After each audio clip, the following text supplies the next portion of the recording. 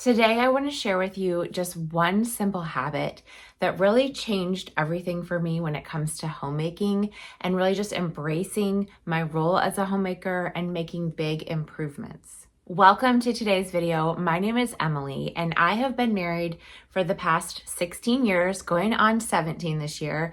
And I've also been a stay-at-home mom for the past 10, almost 11 years.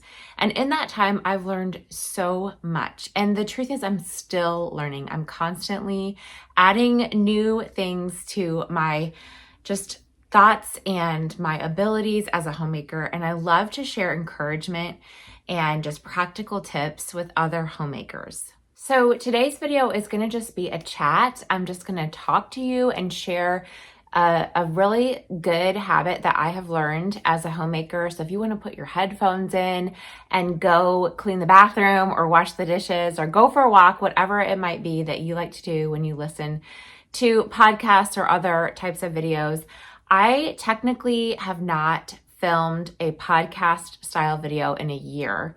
And so I thought I really wanted to try and pick that up again. And so my goal is to do these as much as possible, hopefully once a week. If not once a week, then maybe every other week or so, but just sharing some things that are on my heart, things that can encourage you.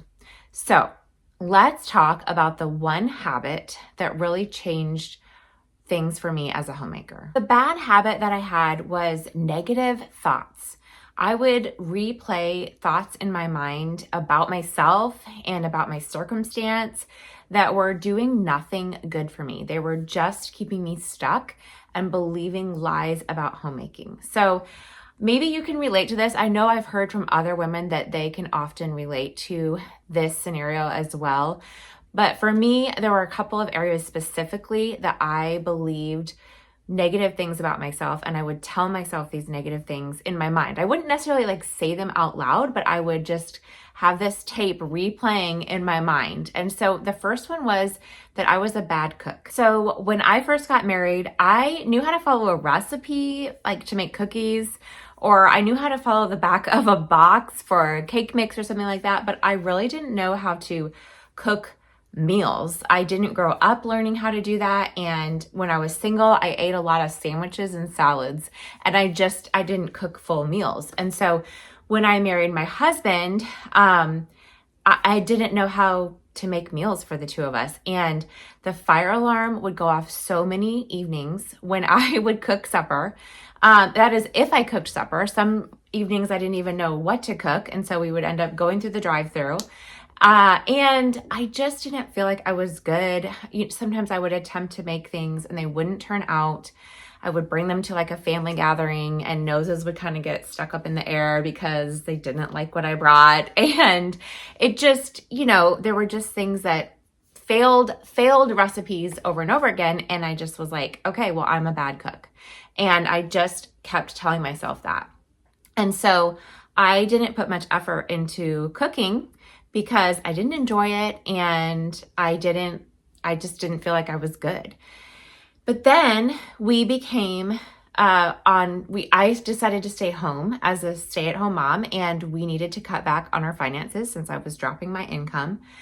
And so I knew that I had to figure out how to cook because we couldn't be going through the drive-thru half the week and spending extra money on that. So I just determined okay, I may feel like a bad cook, but that doesn't mean that I am a bad cook. That doesn't mean that I can't learn to do new things. And so I had to stop those negative thoughts coming in my mind and be like, wait, no, I'm not bad. I just need to improve, and I can improve. I can learn things. I can get better.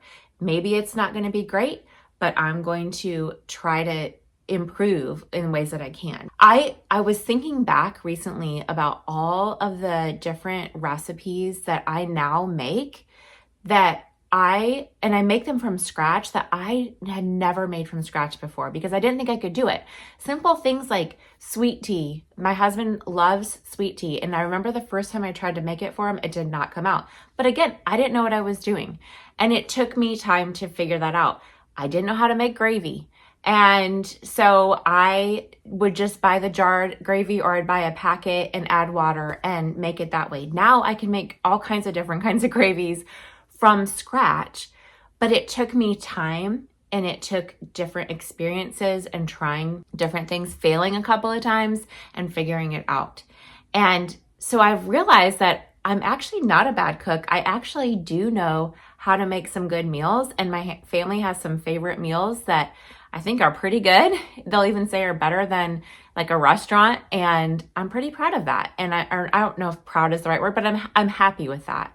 And if I had never stopped those negative thoughts about being a bad cook, then I would have never tried to improve. I would have just stayed stuck and believed the lie that I was bad. So my question for you is, have you been believing a lie about yourself? Maybe it's one that you have told yourself because something didn't go right, or maybe it's something that someone else has said. I had to come to the conclusion one time that the things that other people say are not always truthful. Sometimes I would take feedback from others and just think, oh, well, obviously what they said is true about me. And it's not necessarily true. So yes, we need to listen to constructive criticism and try to improve in areas that we need to improve in. But just because someone else says something about you doesn't mean that it needs to take up space and energy in your mind, and doesn't mean that you have to believe it and act upon it, because what we think about and what we meditate on, that becomes our beliefs. And those beliefs that we have become our actions. So the things that go on in your head are so incredibly important. 2 Corinthians 10 verse 5 in the Bible says to take all of our thoughts captive. And to me, that just makes me think about, like, if you captivate something, you contain it, you keep it under control, you don't let it run wild. And I had to come to a point where I realized that I was letting all of these thoughts run wild in my head, and I really wasn't intentionally making sure that the thoughts in my mind were truthful thoughts and helpful thoughts. I also think of the verse, I think it's Philippians 4:8, that we are to think about things that are honest and true and praiseworthy and lovely. And when we say negative things about ourselves, those are not what we need to be thinking about.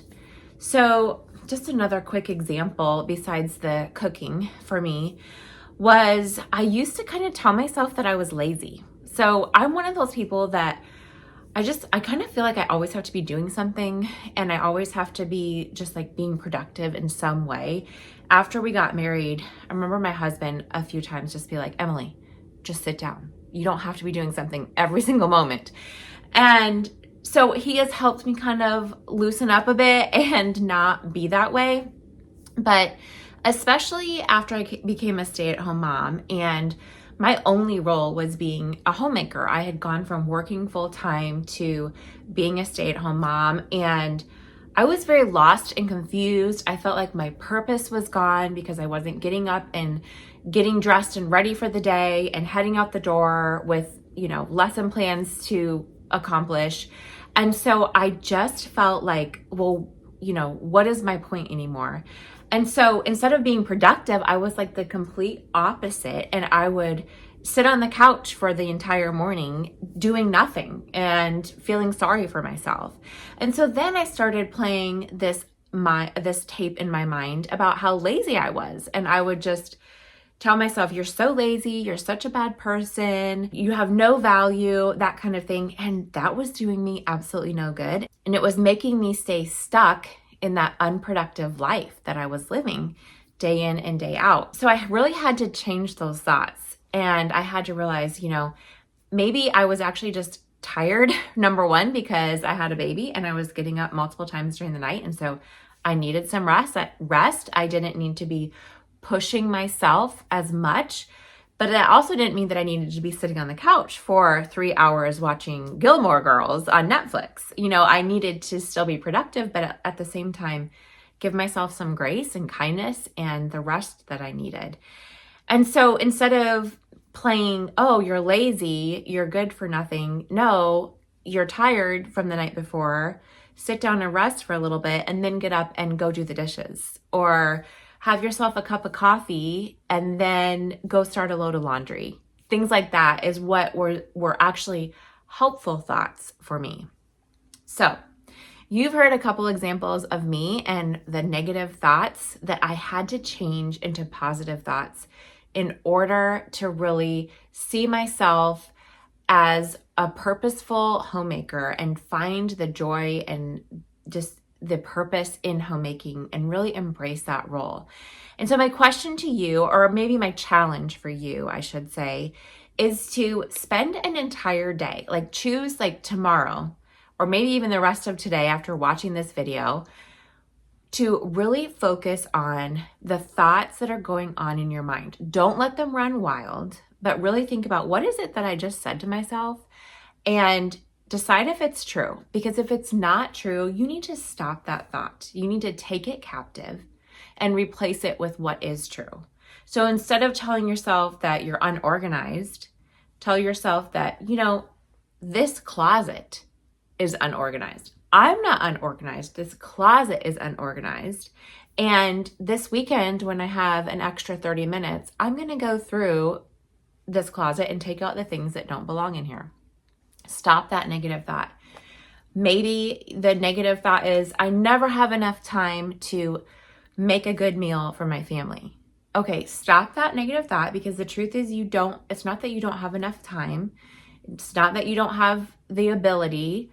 Instead, replace that with truth and be like, well, maybe we don't have a ton of time tonight, or I don't feel capable of making a huge fancy meal, but I can make my family some tacos. I'm pretty good at making tacos, and I can make it healthy by adding in lettuce and tomato and maybe a side salad or some fruit salad.